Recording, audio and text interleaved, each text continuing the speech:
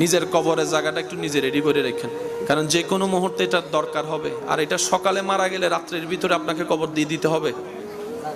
জায়গা কিনার সময় বলেন না, জায়গা কিনার সময় আমি সবাইকে বলবো নিজের কবরের জায়গাটা নিজ দায়িত্বে একটু কিনে শনাক্ত করে দিয়ে যাবেন। আমি কি বুঝাতে পারছি? আর যদি পারেন চাচতো ভাই, জ্যাঠতো ভাই, খালতো ভাই, মামাতো ভাই সবাই মিলে নিয়ে একটা বিশাল কবরস্থান কিনবেন। কিনার পরে সেখানে সবার জন্য মুক্ত করে দিবেন। আপনাদের পরিবারের জন্য এক সাইডে থাকবে, এলাকার মানুষের জন্য আরেক সাইডে থাকবে।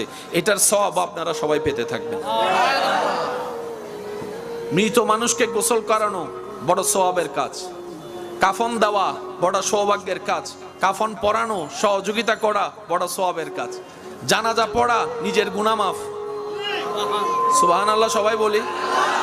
সেজন্য জানাজা দেখলে কখনো গ্যাপ দেওয়ার দরকার, হাজার ব্যস্ততার ভিতরে